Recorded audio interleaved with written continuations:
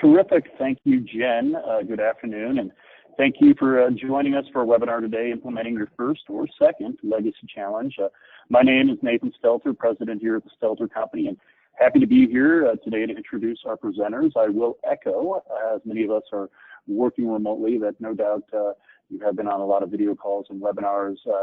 As any of those interruptions come up, please do check things on your end. If anything comes up global, we'll make sure we handle it on our end. Before I introduce our great speakers today, I did want to just make a quick note for our clients and friends on the call. Obviously, a lot has changed in the last week or two. We're not going to dwell on that a lot today. Hopefully, this is a little bit of a break from that as you think and plan for the future for your programs and yourself. But our goal really at Stelter, and for those of you who received our email communication, is always about people first. And so our staff is mainly working out of home. Our clients who are in constant communication with and are valuable donors. I want to make sure everybody's really being diligent with their outreach right now with their marketing. It is still a fluid environment, but it is such a great opportunity to make those thoughtful adjustments and reinforce really our humanity, our empathy, and our connection to the donors. So again, we're constantly navigating this. We have been receiving some requests, and the reason I mention it today is for webinars and content. We are going to put together probably a small webinar series as well as recorded videos to send out to the clients and friends alike. As you have no doubt seen in your inbox, everybody and their mother is doing a webinar, so we're going to try to keep that short and concise to make the most of your time. So enough of that. Did want to kind of share a little bit about the webinar series. As most of you are probably familiar or aware of, we have close to over 900 or so folks that have signed up for this today. So it's really awesome. We consistently get great response to this series. And that's really one of our commitments from Stelter, is to providing these outlet educational opportunities, innovative solutions for the industry as a whole. And part of the reason we keep them free and complimentary to not only our clients, many of you are on the call, but also others that are in the industry. Today's webinar is actually our third of our 2020 curriculum. Hard to believe we're a full quarter in. Also presenting this year, we're going to have some other folks that you may have seen at conferences.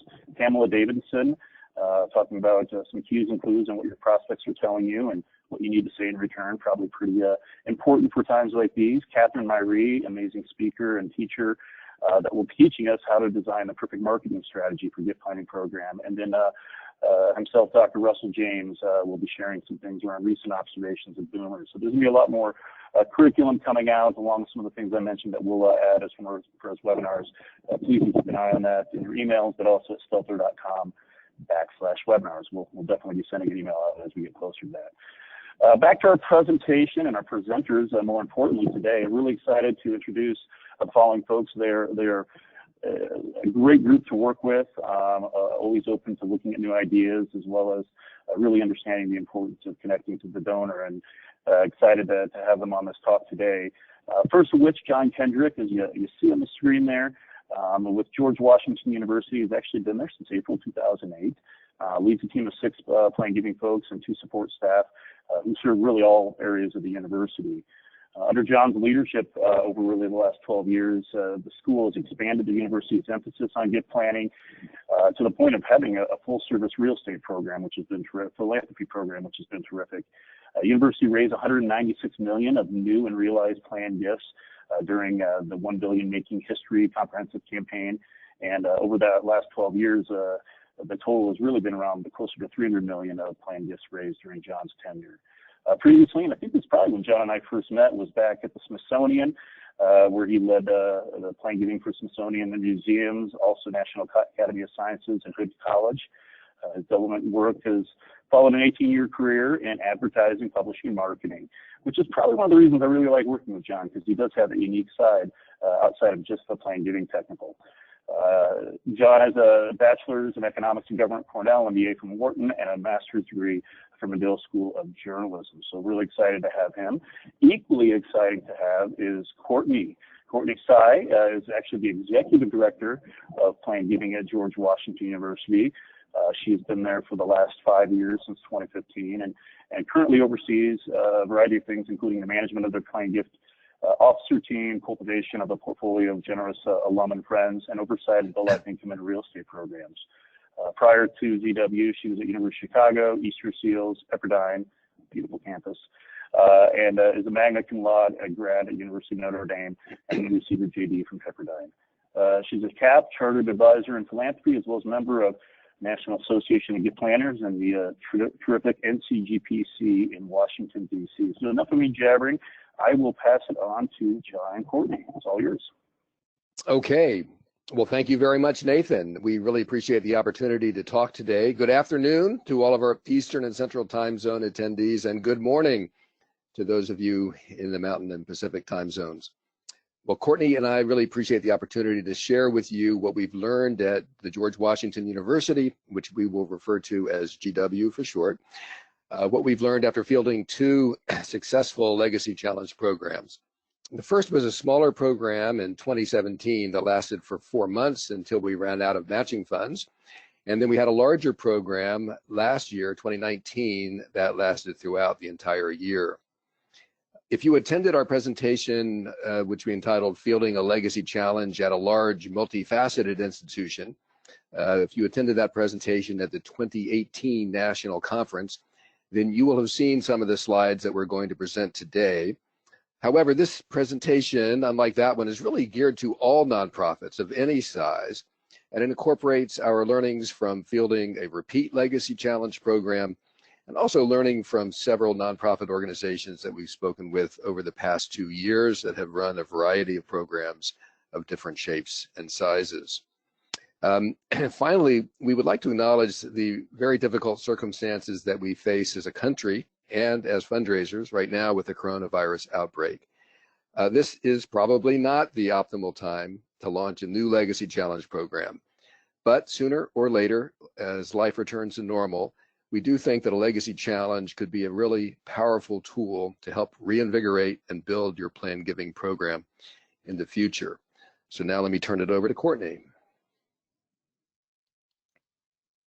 Thank you, John. Let me click here. There we go. So we have a lot of people on the call today, and whether you are a planned gift officer, a major gift officer, CDO, or even an executive director of a nonprofit, then I think this is the dream for all of us, right? We want to raise a lot of money in a short amount of time at little to no cost. And even better, if we can create an effective program that you can then do again in the future. So this is the Legacy Challenge that we're about to talk about, and other institutions have called it a Bequest Challenge. They all have this in common. It is a matching gift program that focuses on raising planned gifts. And the program that we ran specifically at George Washington University was this. It was a matching gift program that utilized a matching pool of unrestricted cash to entice planned giving donors to document new planned gifts. And then we allowed those planned giving donors to direct those unrestricted matching funds directly to funds that they wanted to support within the university.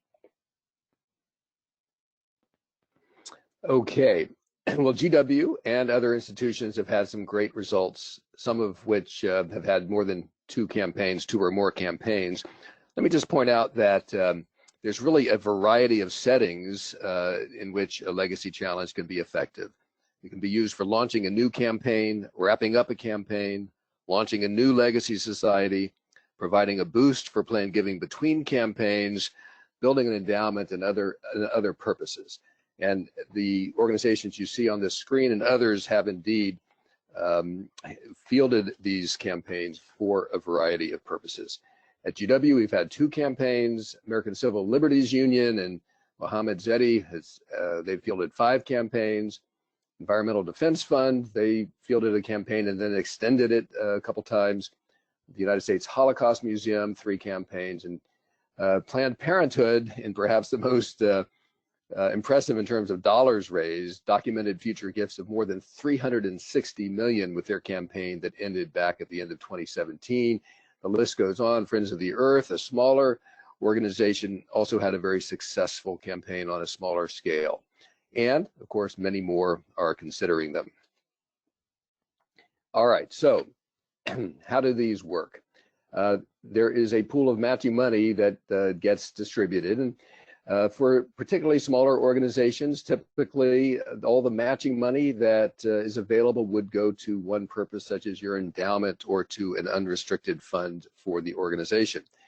On the other hand, if you're in a larger, more complex organization, like a GW, then it can be very effective, and we found it to be very effective and really mandatory to be able to allow donors to direct matching money to wherever they wanted to within the institution. As it turns out, most university graduates, at least at GW, they don't want to just give unrestricted to the university. They want to give to their specific college of arts and sciences or medicine or public health, you name it, or to their department, English or chemistry, or to a specific program or effort like student aid. So for us, it was essential and worked very, very well to allow people to direct funds to several purposes. We learned that when explaining the program, whether it's to your donors, your leadership, or even your colleagues, we realized it can be a bit wordy. So we created this infographic to explain the program in as few words as possible. So we actually use this infographic on our Stelter website, Stelter created website, and also in our magazine ads. And here's what we presented to the donor. You document your plan gift using the Legacy Challenge gift confirmation form. That's a form that we'll show you later. And then you will get Legacy Challenge matching funds. We value them at 10% of the value of the plan gift, up to a $10,000 cap.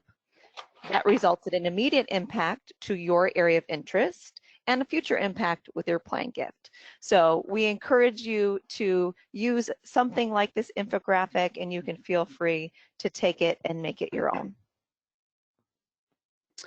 Okay, making the pitch. At the end of the day, if you want to run a legacy challenge at your organization, you've got to sell it. You've got to sell it internally and get approval to do this.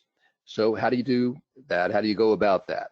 Well, it's helpful to start at the beginning with why the program works, because this really is a program that on a conceptual level and in a real world level works very, very well. It's motivating for donors all along the plan giving continuum. That ability to qualify for matching funds is very motivating. And I think you'll probably recognize all three of the following types of plan giving prospects that I highlight here. I'm sure that first, many of you know donors who already have planned gifts to your institution. They've told you this on visits, but they haven't been willing to document them in the past. And for some institutions, that's important, particularly at a place like GW, where we do count planned gifts as part of our overall attainment. And even if you don't count planned gifts as part of your attainment, it's nice to know the amount, and it's nice to be able to then steward those donors appropriately. And the Legacy Challenge gets those people to step forward in many cases. They've got the planned gift. They didn't see the point in documenting it before, but now that they can release funds to help the institution, they're on board and they want to go forward. Secondly, what about donors who are considering planned gifts but have not updated their plans yet? And I'm sure you've got donors like this. They talk with you and they say, oh yeah, it's a great idea. I'd like to put you in my estate plan.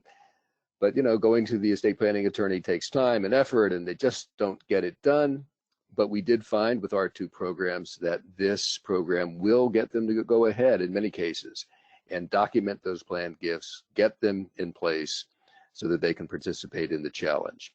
And finally, the third type, these are donors who frankly are new to plan giving, and they learn about the challenge and they're stimulated to move forward. They probably would have become a plan giving donor at some point, but they hear about this challenge, they're stimulated to get involved, and they participate. And one other reason why the program works is having a deadline and limited matching funds.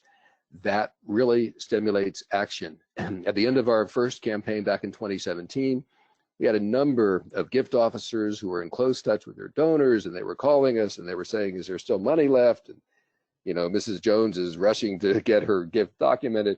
So it does stimulate action. All right, so that's why it works. How do you communicate this? Well, you have to get the right people in the room. You need to get approval from your leadership. Certainly your development leadership will need to approve the program. At some organizations, you may need to get the CEO or president's approval, or perhaps the treasurer or chief financial officer, and perhaps even board approval. As it turned out, we anticipated, Courtney and I did, that we would need to get those approvals at GW, but our vice president at the time said he could go ahead and approve it on his own because he considered this to be a match similar to annual fund matches, which we have run for a number of years and which did not require higher level approval. The other correct people or right people to get into the room are your advancement services and stewardship people to discuss how the program will be implemented. There's no better way to ruin a program or kill something than to implement a good idea but implement it badly. So it's very important to make sure that you've thought through, you've worked with your gift processing people, you've worked with your stewardship people, you've thought through how you're going to handle the gifts, how you're going to execute the match, and how you will steward the donors afterward. It's not rocket science, but you do need to think it through. And lastly, when you're selling it to your management, you want to focus on return on investment, the dollars raised versus the very low cost of the initiative. If you look purely at the investment, it can be very, very minimal. At GW, for both campaigns, we did not add any extra staff. We worked with the staff we already had, and we already had an excellent marketing program with Stelter, and we simply shifted the content of our marketing pieces, so we weren't paying any more for our newsletters or website, but we shifted the content. One other quick comment, our head of gift processing, a woman named Nina, who's been at GW for more than 35 years, this certainly was an extra burden for her to have to handle these things. But she was so impressed. She said this was the best marketing program, best idea that she had ever heard in development. And so she enthusiastically embraced the fact that they'd have to work with these gifts. And by the way, she ended up making her own legacy gift to GW and participated in the challenge as well. Moving on to the next slide, there's another type of return on investment that we think about, and that's the return on the lead donor investment. By a lead donor here, we mean the donors who put up the matching money that will be doled out during the course of your campaign. If what we did for that first campaign, this is the results of our initial campaign back in 2017 that ran for 4 months until we ran out of matching funds. We launched that campaign with $250,000 of matching funds, and I'll talk about how we got that in a few minutes. But and then over the course of the 4 months, we had a few other donors step up to add to that pool, so we ended up with the $336,000. Now, Courtney mentioned that there's a 10% match, which is really a 10-to-1 ratio, if you will. So we would expect, if we use up all the matching funds, to raise at least $3,360,000, because 10% of that equals the matching funds available of the $336,000. In reality, though, we raised over $11 million, and that was because many of the gifts were in the high six figures, and we had several, 5 or 6, above $1 million. Those gifts were only matched up to the $10,000 cap, so we ended up with a ratio of 33-to-1 for that return on lead donor investment. In other words, take the 11 million divided by the 336,000, and you get 33. So every dollar that the lead donor put in returned $33 to the university, which is tremendous. The second campaign that we just finished, we started off with $1 million of available matching money. We knew that that would be enough to get us through the year. We hoped we'd run out, but we weren't certain, and indeed we didn't quite run out. What we did end up doing was using $831,000 of matching funds, which would translate to $8 million at a 10-to-1 ratio. But again, we raised much more because of people giving bigger gifts, and raised nearly $18 million with a 22-to-1 return on lead donor investment. It's a smaller number than the initial campaign. Why is that? Because we believe that we picked a lot of low-hanging fruit, if you will, the first time around with those multiple million-dollar gifts that stepped forward. Those had already been declared. We already knew about them. And so in the second campaign, we ended up receiving actually a lot more gifts, but at a lower dollar amount. We ended up this past year raising or achieving 40% more total gifts than we had in any previous year of planned giving at GW. So we view this campaign as a big success. So those are really compelling numbers, right? You have 32 to 1 and 22 to 1 on return on lead donor investment. You've got 40% more planned gifts that you're bringing in the door. So you're going to get this pitch approved for sure, for sure. And the first thing you're going to want to do after that is to sit down and determine the rules for your program. And these rules are really going to answer key questions that your fellow gift officers and your donors will want to know. First and foremost, what types of planned gift will count for your program? What we did, it will be in red on the right. So we chose all planned gifts to count for our program. That means bequests from wills or living trusts, beneficiary designations from retirement accounts, bank accounts, or life insurance gifts. And I put a big asterisk after life insurance gifts because we're really specific about the type of life insurance gifts that we're willing to accept. We also included life income gifts, so charitable gift annuities or charitable remainder trusts, and also charitable lead trusts. So all planned gifts counted for our program. And you want to be clear with your colleagues about what will and will not count. For example, even though all of us in planned giving, of course, know that IRA qualified charitable distributions are not technically planned gifts, they're outright gifts, but we had to be really clear that while beneficiary designations from IRAs did count for our Legacy Challenge program, IRA QCDs are technically outright gifts, and those would not count for the Legacy Challenge. You have to take a look at what matching percentage should be applied. We use 10%. It's really easy to calculate what the match will be when you have a 10% match. And you have to determine what cap will be placed on the amount of matching funds allocated. We use $10,000 in both of our Legacy Challenge programs, although we did consider a $25,000 match, and I've seen the University of Chicago do a $50,000 match because they were trying to encourage larger planned gifts to be documented. So if you have a large amount of matching funds and you can go up and you're trying to aim for those high dollar planned gifts, that's something to consider. You have to determine, will documented bequests and other planned gifts count at face value or discounted value for the purposes of the match? So let me dig into this for a little bit. Many planned giving programs discount planned gifts for accounting purposes based on the age of the donor or the type of planned gift. For example, charitable gift annuities may be discounted to their net present value. Well, we encourage you to keep your discounting for booking the value of your planned gift, but use the face value of the planned gift to calculate the match. You should do this for two reasons. Number one, try not to confuse the donor. As we said, we needed that simple infographic to try to help explain the Legacy Challenge. It can be a bit complicated itself, and a 10% match with a $10,000 cap, for example, is easy for them to understand. But if you start looking at a discounted amount for the match, it gets a little confusing for them. And it'll also make your Legacy Challenge accounting much easier just to use that full face value for the purposes of the match. This is something else we had to ask. Can matching funds be directed to create new named scholarships or other named funds? So to get into this a little bit further, we had a rule in our program that matching funds had to be directed to existing funds at the university. They could not be used to create new named funds. For example, $10,000 is the minimum gift amount we need to create a named expendable scholarship. Well, people would get this $10,000 match to direct wherever they wanted, and they thought they could create a new named scholarship.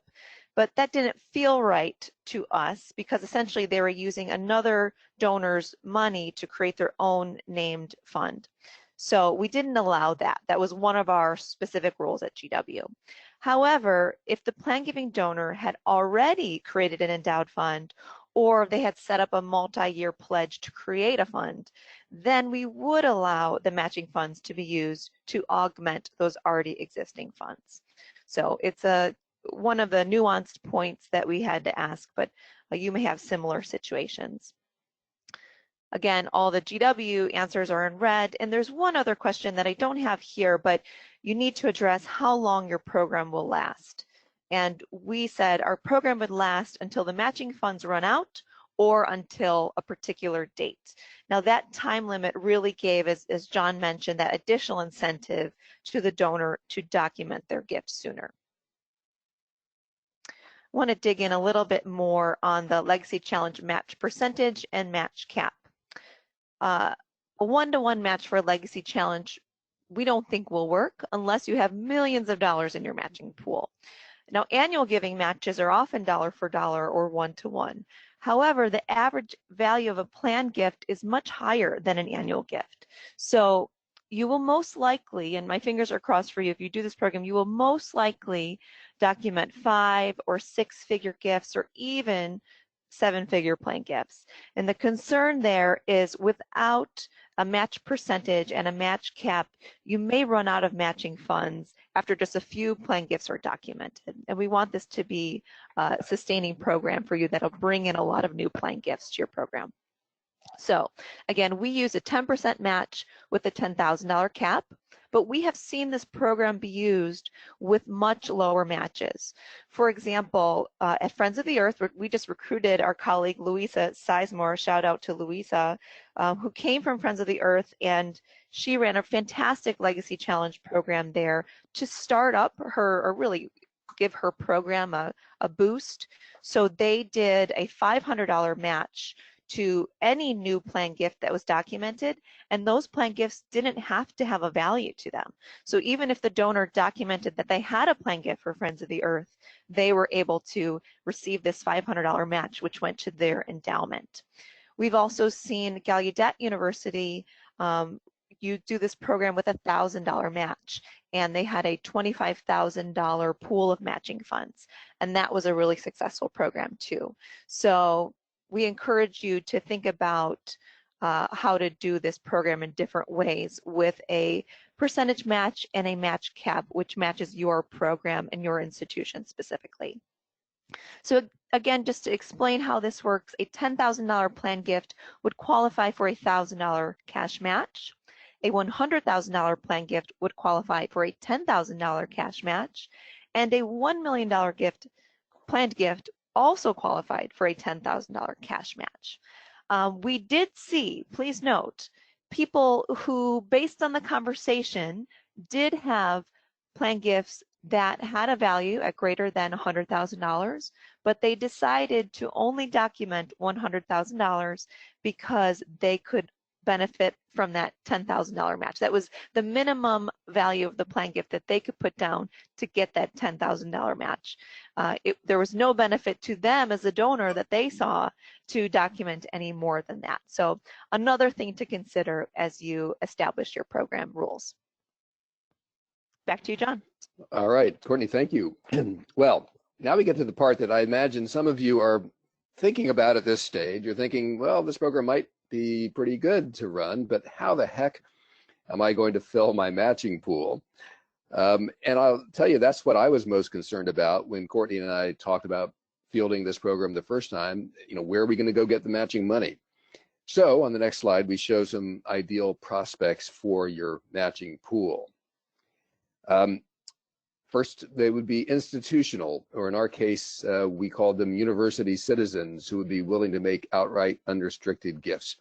You know, these are people who love GW, love American Heart Association, you name it, and they would be willing to support all different areas within the institution. And secondly, donors who love public recognition. We gave some recognition, but some other organizations have really plastered the face of the matching fund donors throughout all of their publicity materials. So that certainly would appeal to a certain donor. And by the way, is a great way, a double benefit here, to bring in a principal gift for your organization. Thirdly, donors who really want their gift to have a big impact. If you can tell the donor that it might yield a 22-to-1 return or 33-to-1 return on their investment, then that's an impressive thing. Next, donors who ask for guidance on the best use of their gift. And this is actually how we got our big initial donor for the 2017 Legacy Challenge that we fielded at GW. A gentleman called, and he wanted to honor his parents who would have both turned 100 that year, and wanted to give away $100,000 to honor each of them. And after about 10 minutes of talking, I realized he was the ideal candidate for directing that money into the matching pool. So we got a little bit lucky there. I must admit, I was sort of sweating bullets, wondering how we were going to find our initial matching pool donor, and was so glad that he stepped up. And then later others stepped up as well. And then lastly, consider directing realized unrestricted bequests into a matching pool, of course, with the appropriate permissions from your leadership.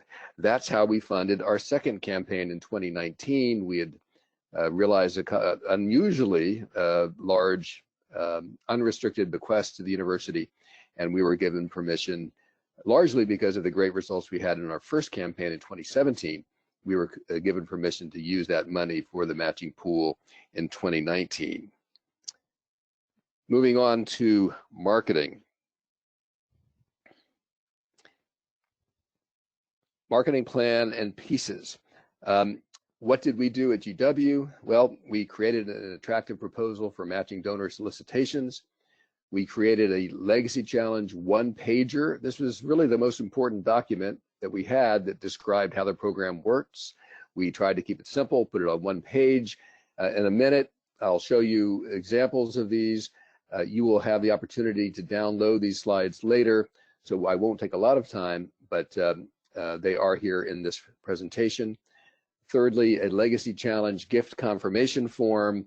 This was the form that the donor would use to fill out to document the fact that they had completed a planned gift and wanted to direct matching funds.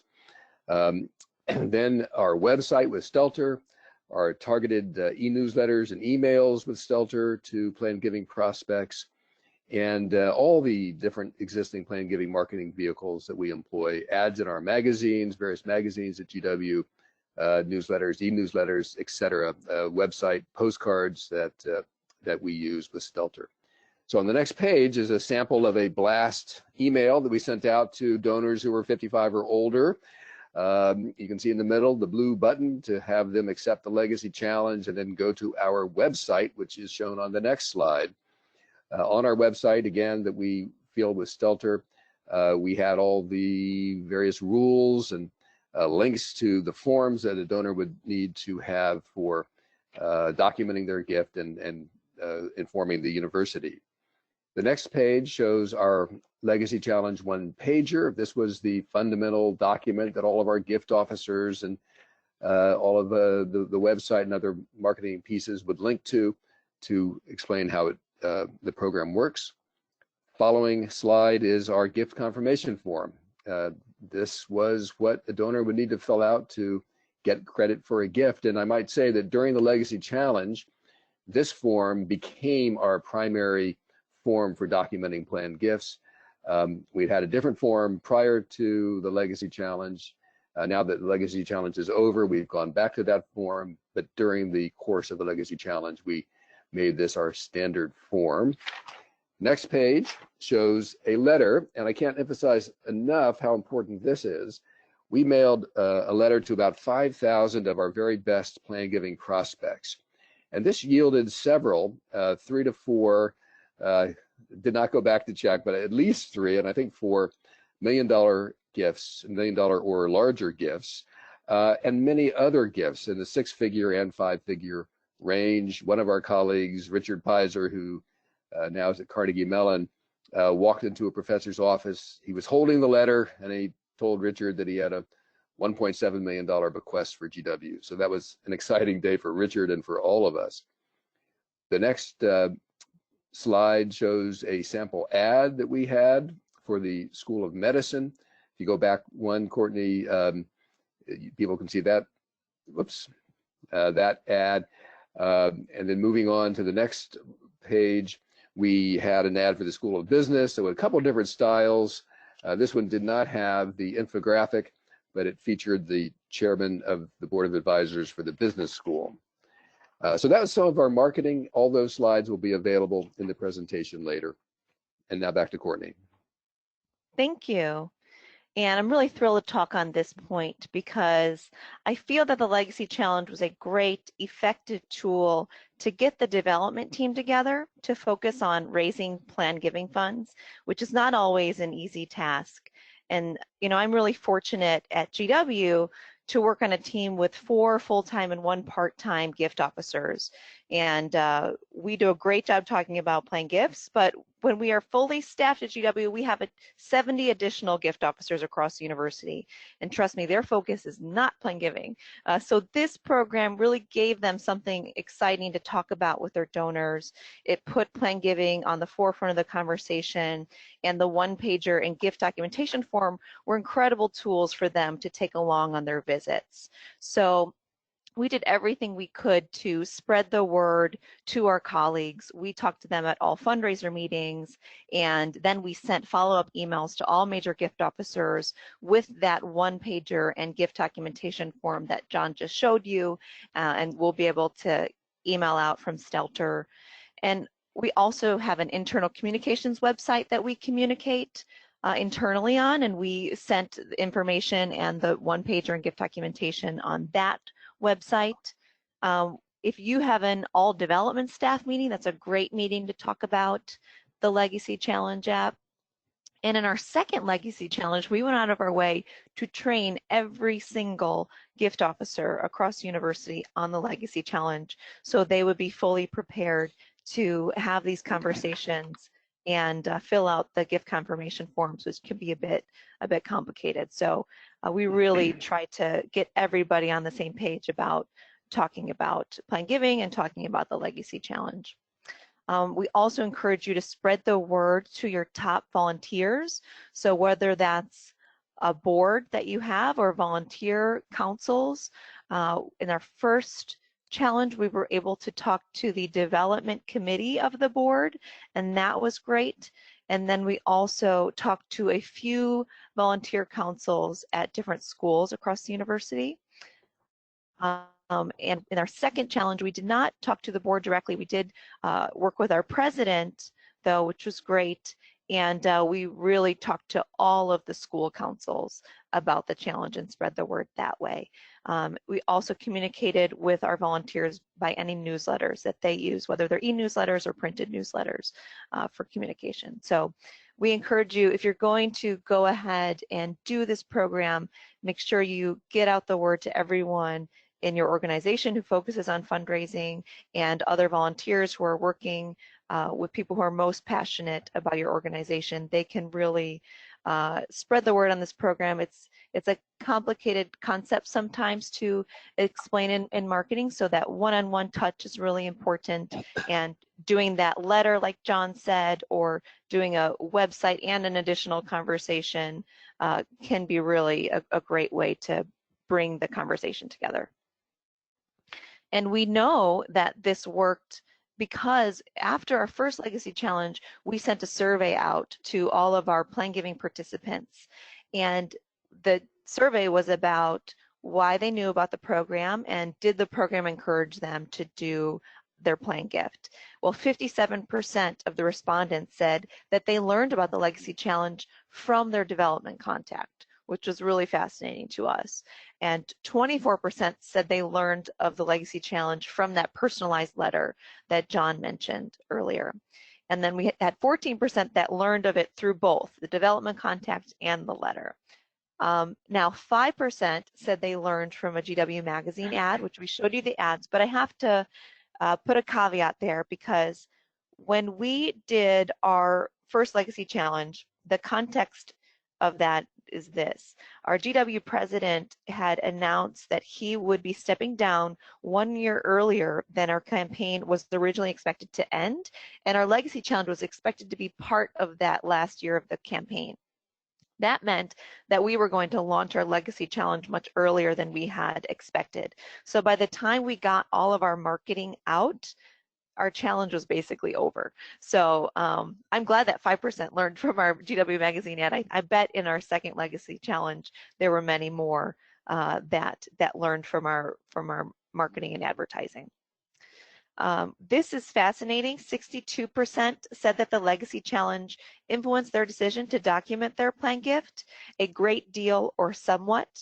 And then several respondents gave some indication of interest in participating as a lead donor for matching funds for a future Legacy Challenge. So that's a great key indicator that we can have some people to give us funding for another Legacy Challenge in the future.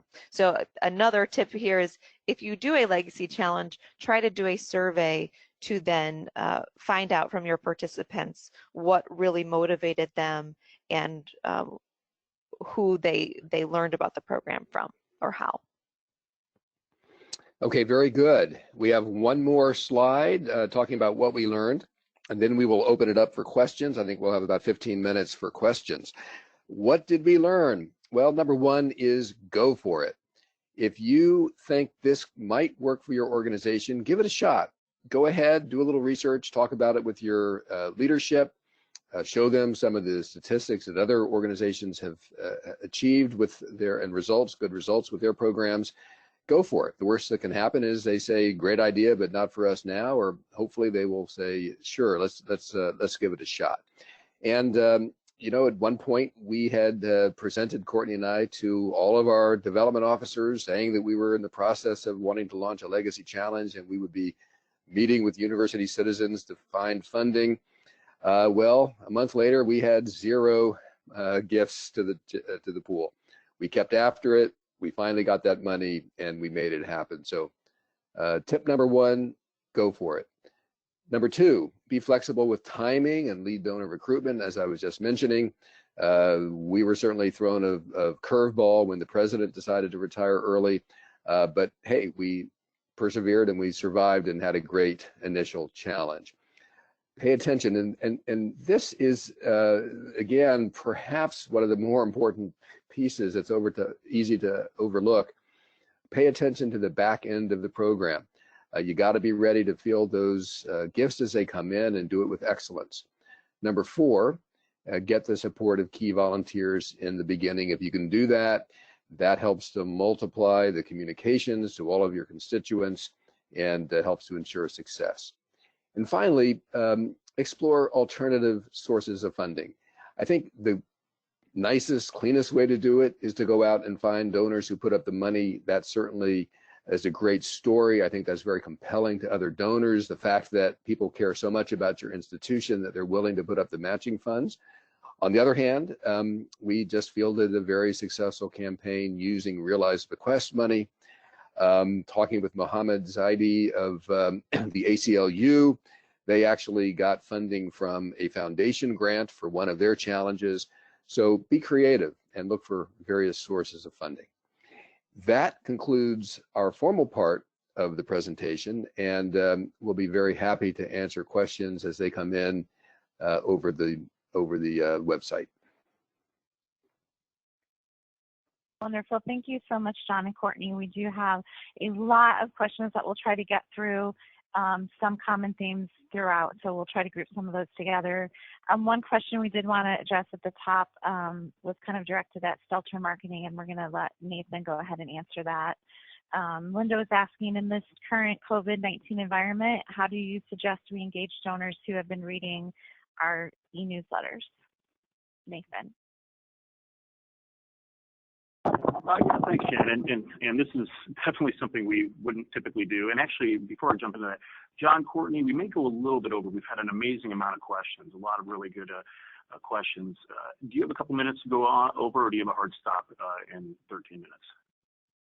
I can go over. We have a 2:15 meeting that we should get to, but we can go over, yeah. Okay. We'll go over a couple of minutes, but I just want to make sure we address as much of this. So I'll keep this short and sweet because this isn't something typically I would ever do, is addressing a Stelter specific thing on the call, but it's very timely. Thank you, Linda, for asking that. around e-newsletters or things that are in queue going out that may be prompted by a news report earlier this morning where a large public university had sent out a standard kind of canned email from a different provider, a different vendor, and it went on Twitter, it went on Sporting News around, the concern of, this XYZ organization is telling donors to leave them in their will, given everything that's going on. Isn't that a little harsh? And I wanted to stress 2 quick points, and then we can get back to the work at hand.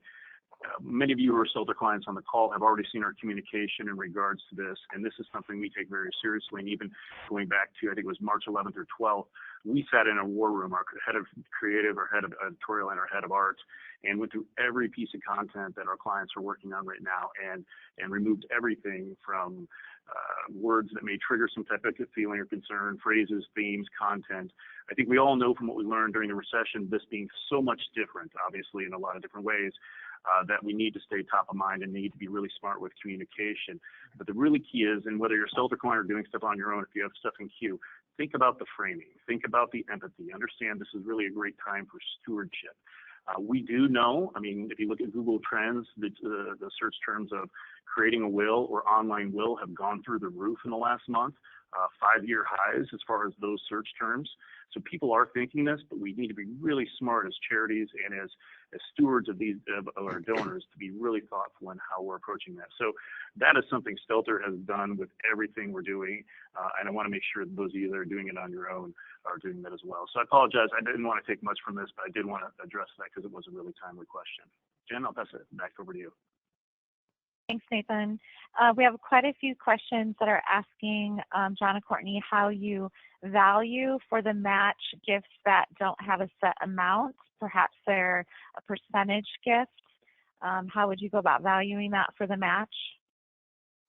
Well, for a percentage gift, we ask the donor to make a very conservative estimate. Let's say a donor has a $2 million estate and they have us down to receive 50%. And let's say 2 months ago that estate was worth $2 million, but today it might be worth 1.7 because of the stock market drop. And donors realize that markets can go up and down. We ask them to be very conservative, what they think that that will be worth at the end of their life. But if they are willing to be conservative and willing to document it, then we do go ahead and get from them that conservative number.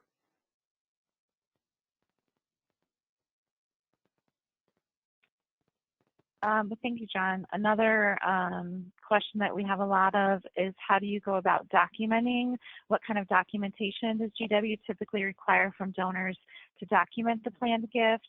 And do you require any additional documentation for planned gifts that are made as part of this challenge?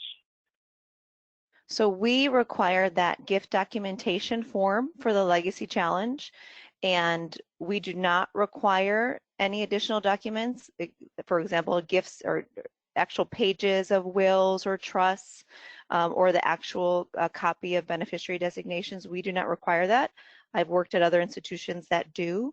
We tend to be less conservative as to requiring those, but I should mention with this, along with what John mentioned about we're asking for a conservative amount, when we look at our program and look at what comes in after people document, we are getting gifts from, I think, under 90%, but in a high 80% of people who documented do actually make their planned gift. We get the gift, and more often than not, it is a larger amount than they document. So we feel very comfortable with our requirements because of that. Thanks, Courtney. Another question from Marianne. She's asking, did GW require the match to be directed to the same program as the legacy gift? No. Yeah, we did not. And at the end of the day, a lot of people at universities do support multiple areas. So we had for the professor with the $1.7 million bequest, that was directed to his department. On the other hand, he loves our music program, and he directed the $10,000 in matching funds to the music program. So we really see that flexibility with where those match monies can go is a benefit to the donors. I would don't have the exact number in front of me, but probably 60% or so of the matching money did go to the same place where the planned gift was being directed, but a pretty healthy percentage, 30 to 40% went elsewhere.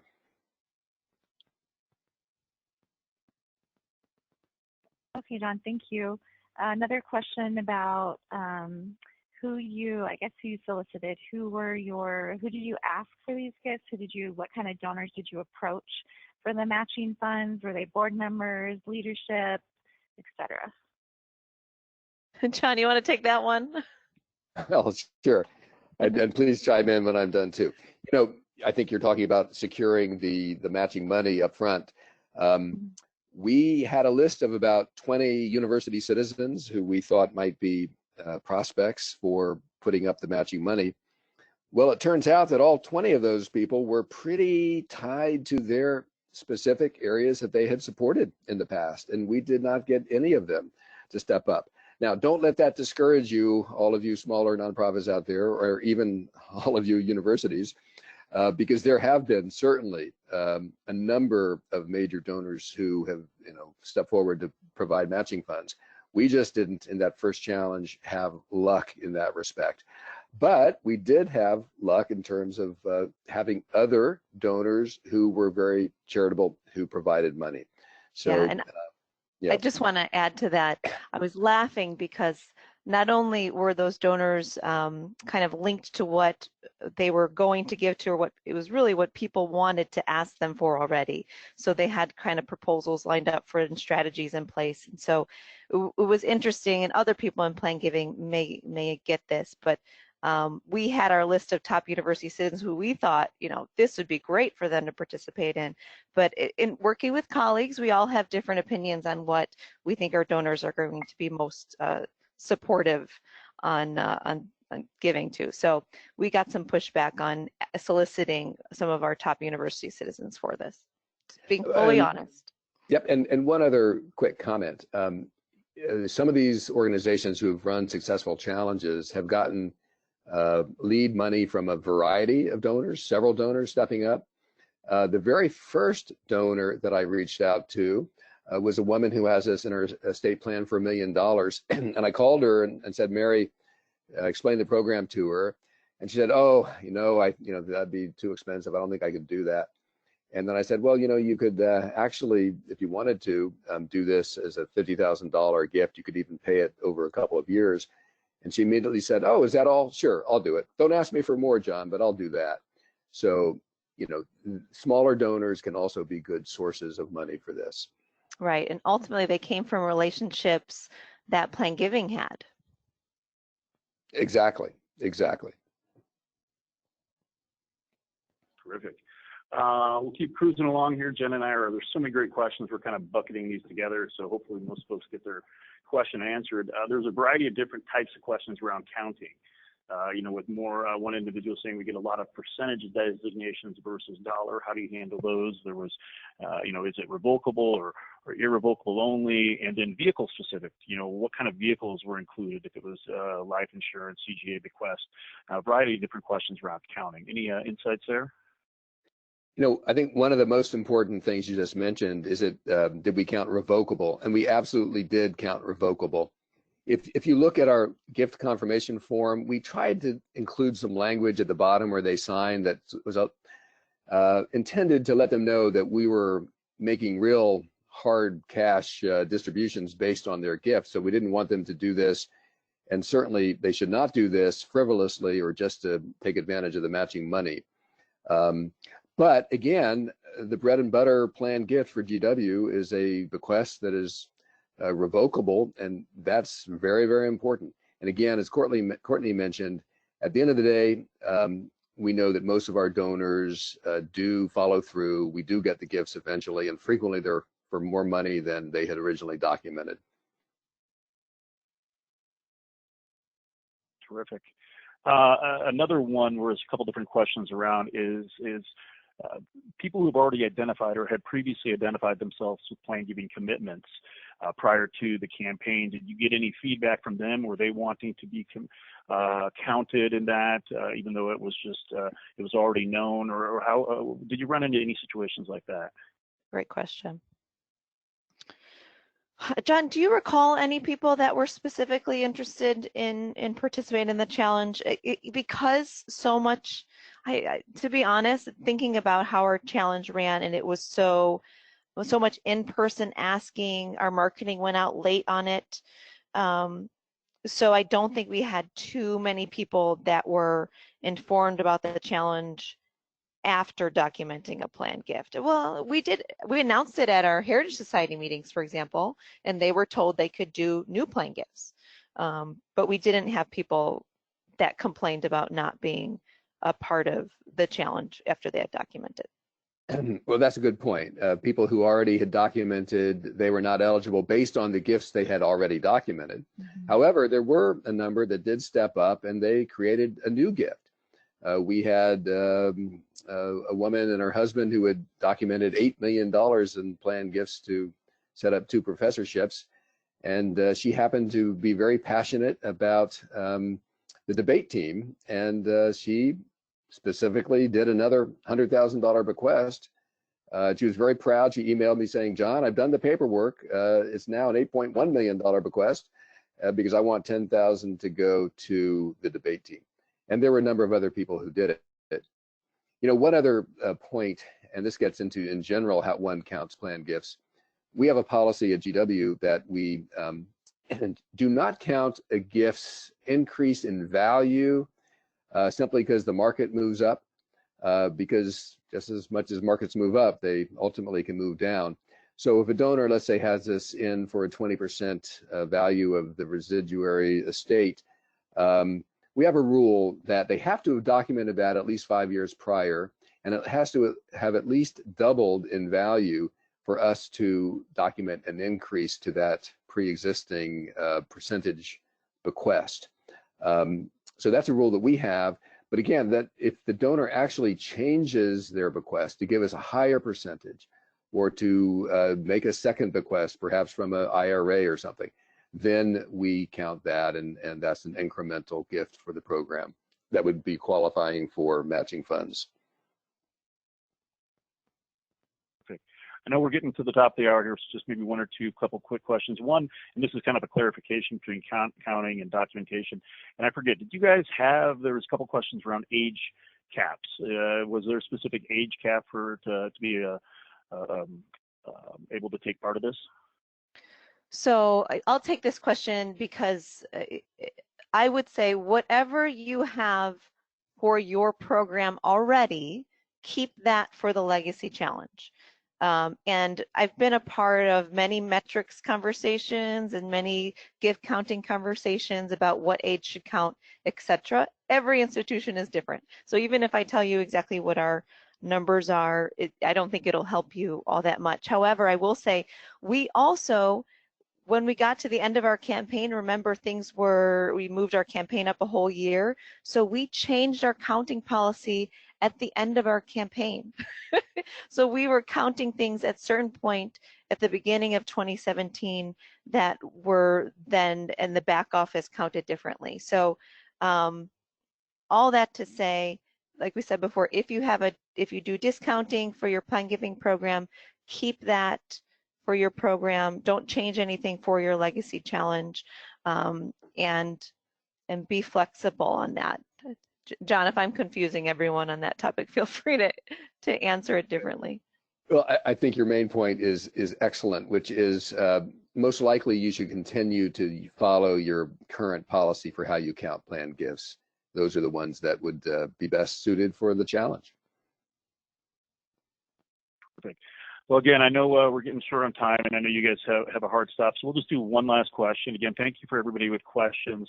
If we didn't get to them, please do feel free to reach out questions. whether it's us here at Stelter or John and Courtney. A lot of interest, and this is why we wanted to definitely, especially in the unique circumstance, continue with this, because it is such a great tool to help get people off the fence. The last one, there was a couple questions around this, and this is more opinion, I think, than anything else really, is around environment. We have an individual who just launched their first legacy challenge this year prior to everything that's happened with COVID-19. Any advice, given what you've learned, to be considerate during these times, as well as another individual asking, given what's going on now in the current environment, any thoughts around when would be a good time to execute or implement a program like this? Again, unique to everybody. I don't know if there's a perfect answer, but curious, given your experience, what your opinions would be. You know, I have an idea because we just did this. We did the 2019 Legacy Challenge. It had a public start date of January 1 and a public end date of December 31st. But we allowed people to continue documenting through 3/31 for those who we'd been talking about, but just hadn't completed the documentation. They were finishing up their estate plans. That being said, when all of this happened, we essentially closed our Legacy Challenge early to move remaining Legacy Challenge matching funds into our, and I'll just generally speaking, we call it our GW Care Student Assistance Fund. And anyone who we were talking to about plan gifts for the Legacy Challenge, we had individual conversations and said, you know what, there's a huge need at the university right now. We've got this emergency fund we just started. We would love it if you would still document your plan gift, but direct the matching funds into this fund, which is so important to the times. It allows them the feeling like they're doing something right now to help those in need. And I thought that was a really smart way to end our program and to continue our program in a way that was sensitive to the times. You know, I would agree, especially if you're close to the end of a campaign. On the other hand, Nathan, if an organization has just launched a Legacy Challenge or still has several months to go, I could also see issuing communications basically saying a general COVID-19 message that we understand that this is a very difficult time. Perhaps we're suspending our campaign. Perhaps we're going to extend it because we know this is not a great time for people to be participating in a challenge like this. I think showing sensitivity, and Nathan, I will give a plug for Stelter in that we appreciate your good thinking and partnership on marketing topics like this. It's so important to do this with the utmost care. But to your point earlier, there are record numbers of people going out and thinking about estate plans right now. So if you can craft a message which is sensitive, which lets people know that we're aware of all the challenges, I think that we may be surprised to see that over the next year or two, we may see an increase in planned gifts simply because more and more people are going out and creating those documents. I love that. Thank you so much. Again, great comments and opinions on that. And Courtney, I really do think, that is an interesting look as far as the idea is. So many people want to give now, or they're seeing some of their favorite charities struggling or maybe potentially struggling. Higher ed is definitely not immune to that. The kids that are now, stuck, maybe they're having online classes, maybe they're not, but they don't have their jobs or part-time jobs, so they're not paying rent. There's so many needs right now affected immediately that match is such a powerful thing to say, hey, we can tie this match to current needs now. If you've already done this, or if you've thought about doing this, here's an opportunity in the next X amount of time to make that known to us, and you can help facilitate real work, real help right now. So I love that idea. I think it's a really unique idea. I'll pass it on to Jen. I know we've got to close up shop and get everybody on their way. Thanks, Nathan. Thank you, John and Courtney, so much for spending the last hour with us. And I think we have about close to 700 people on the line, so thank you all for spending your last hour with us. We hope you found it beneficial. If we didn't get to your questions, John and Courtney have. Okay, I'm possibly breaking up a little bit, Nathan tells me, so excuse me if you can't hear me. John and Courtney have offered to answer your questions. You can see their email address and their phone number on the screen. feel free to reach out to them. You can also reach out to myself or Nathan, or you can always visit us at www.stelter.com to learn more about our products and services. Last question I've been getting is, can we get the handouts and the recording? And the answer is yes. I will be posting the recording along with the handouts on our website at stelter.com/webinars. I'm going to try to get that done as soon as possible, and I will be sending out an email to everyone who registered, letting you know when it is available. And you can always just check it out, stelter.com/webinars. We have all of our recordings there, all of our handouts, and also our remaining webinars for the year are listed there, so you can get registered for those as well. So just once again, thank you so much, John and Courtney, for joining us and for sharing your expertise with our community. We really appreciate your time. Fantastic. Thank you And for thanks allowing us to everyone do this. Great. Thank you. Absolutely. Thanks everyone for joining us, and we'll see you again soon. Have a great afternoon. Bye-bye.